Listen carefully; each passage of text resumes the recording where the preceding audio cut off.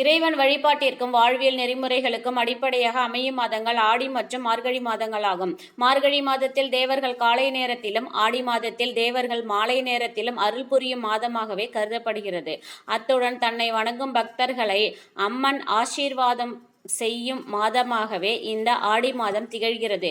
ஆடி மாதத்தில் தீமிதி திருவிழா, காவடிகள் தூக்குவது, அலகு குத்துவது, நேர்த்திக்கடன் செய்வது என ஆடி மாதம் முழுவதும் தெய்வீக மனம் கமழும் மாதமாகவே உள்ளது. ஆடி மாதம் இம்மாதத்தில் எந்த வழிபாடு செய்தாலும் பல மடங்கு பெருகுமாம்.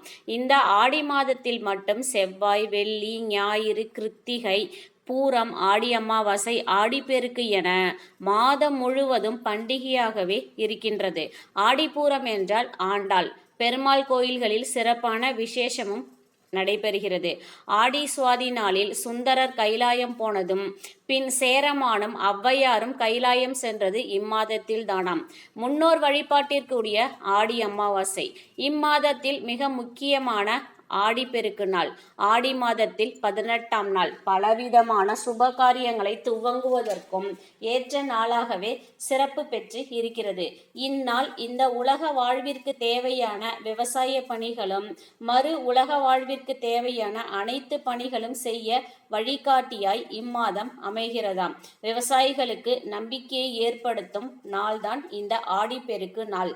தென்மேற்கு பருவ காலத்தில் ஆற்றில் நீர்பிடிப்பு பகுதிகளில் பெய்யும் பெரும் மழையினால் ஆறுகளில் புதுநீர் பெருக்கெடுத்து ஓடி வரும். அந்த நீரின் வரத்து அதிகமாகி பெருக்கெடுத்து ஓடுவது இந்த 18ஆம் நாளில்தான். அந்த நாளையே நாம் ஆடிப்பெருக்கு என்கிறோம். காவிரி தோன்றிய கரைகளில் உள்ள ஊர்களில் இவ்விழா மிகவும் பிரசித்தி பெற்ற விழாவாகவே கொண்டாடப்படுகிறது. இவ்விழா கொண்டாடியதற்கான குறிப்பும் சிலப்பதிகாரத்தில் இருக்கின்றன. ஒகேனக்கல் நீர்வீழ்ச்சி முதல் காவிரி சங்கமமாகும் பூம்புகார் வரை இவ்விழா வெகு சிறப்பாகவே கொண்டாடப்படுகிறது. மேட்டூர் அணை, பவானி கூடுதுறை, ஈரோடு, குளித்தலை, திருச்சி முக்கொம்பு, கல்லணை, தஞ்சாவூர், கும்பகோணம், மயிலாடுதுறை, காவிரி சங்கமமாகும் பூம்புகார் வரையிலும் இந்த பண்டிகை மிக விமர்சையாக கொண்டாடப்படுவதும், அன்றைய நாளில் இறைவனின் தீர்த்தவாரி கொண்டாட்டங்களும் வெகு விமர்சையாக கொண்டாடப்படுகிறது. ஆடி 18 என்றாலே மிக முக்கிய வழிபாடு காவிரி தாய்க்கே. அன்று நமது வீட்டு நீர்நிலைகளிலும் கூட காவிரி தாய் நிறைந்திருக்கிறாள் என்றே வழக்கத்தில் சொல்வதுண்டு. இன்றைய நாளில் திருமணமான பெண்களுக்கு தாலிப்பெருக்கு செய்வதும், சுமங்கலி பெண்கள் நதிகள் மற்றும் ஆறுகளின் கரைக்கு சென்று படித்துறைகளில் காவிரி தாய்க்கு விளக்கேற்றி மலர், ஊதுபத்தி, சாம்பிராணி, மஞ்சள், குங்குமம், தேங்காய், வெற்றிலைப்பாக்கு, பழங்கள், வெல்லம் கலந்த பச்சரிசி, மஞ்சள் கயிறு, நாணயங்கள், காதோலை, கருகமணி, அட்சதை, ஆற்று மணலால் செய்யப்பட்ட 3 அல்லது 5 என்ற கணக்கில் பிள்ளையார் பிடித்து வைத்து காவிரி தாய்க்கு படையலிட்டு கொண்டாடி மகிழ்வதும், இந்த மங்கள பொருட்களை நதியில் விடுவதும் பல ஆண்டு காலமாகவே வழக்கத்தில் உள்ளது. அதுபோல் திருச்சி ஸ்ரீரங்கம் அம்மா மண்டப படித்துறையில் காவிரிக்கு சீர் கொடுக்கும் நிகழ்ச்சியும் கோலாகலமாக கொண்டாடப்பட்டு வருகிறது.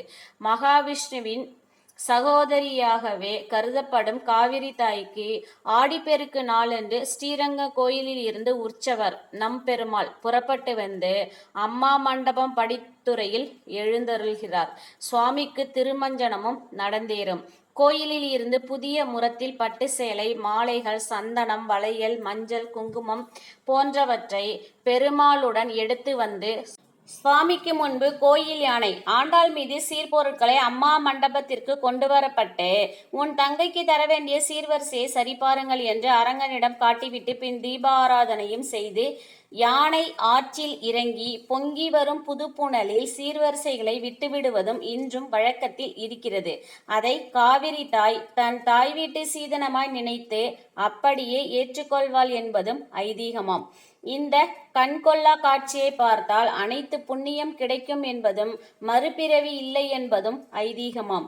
கணவரின் ஆயுள் பெருக புது கயிறு பெருக்கி கட்டிக்கொள்வதும், புதுமண தம்பதிகள் மாங்கல்யம் பெருக்கி கட்டிக்கொள்வதும், கன்னி பெண்கள் காவிரி தாயை வழிபட்டால் சிறந்த கணவர் அமைவார் என்பதும் நம் தமிழர் நம்பிக்கைகளில் ஒன்று. நீரின்றி அமையாது உலகு என்றார் வள்ளுவ பெருந்தகை. நம்மை வாழ வைக்கும் ஜீவ நதிகளை வணங்கும் நாளே இந்நன்னாள். வசதி படைத்தவர்கள் இன்றைய நாளில் அவர்களின் வசதிக்கேற்ப தங்கம், வெள்ளி, வைரங்கள், புதிய ஆடைகளை வாங்கலாம். நம்மால் முடிந்தவரை தானம் செய்யலாம். உப்பு, மஞ்சள், அரிசி போன்றவற்றை வாங்கலாம். அத்துடன் இறைவனின் வழிபாடு மிக முக்கியம். ஆடி மாதத்தின் 18வது நாள் என்று நாளின் எண்ணிக்கையை கணக்கில் கொண்டு நடத்தப்படும் ஒரே விழா என்றால் அது தமிழர்கள் கொண்டாடும் இந்த ஆடிப்பெருக்கு விழாதான். இந்நாளில் விவசாயிகள் பட்டம் பார்த்து விதை விதைப்பதும் உழவார பணிகளை துவங்குவதும் இந்நாளில்தான். அதற்கு வற்றா நதிகளை தங்கள் தெய்வமாக போற்றி பூஜைகள் செய்து மகிழ்ந்து உழவு வேலையை செய்ய தொடங்குகிறார்கள். இதனாலேயே ஆடிப்பட்டம் தேடி விதை என்ற பழமொழியும் சொல்வது உண்டு. அனைவருக்கும் ஆடிப்பெருக்கு நல்வாழ்த்துக்கள். காவிரி அன்னையின் அருள் பெற்று அனைவருக்கும் மங்கள வாழ்வு பெருகட்டும். தொடர்ந்து இணைந்திருங்கள் கண்மணி தகவல்கள் சேனலுடன். லைக் செய்யுங்கள், ஷேர் செய்யுங்கள், கமெண்ட் செய்யுங்கள், சப்ஸ்கிரைப் செய்யுங்கள். மீண்டும் வேறு ஒரு நல்ல பதிவுடன். நன்றி, வணக்கம்.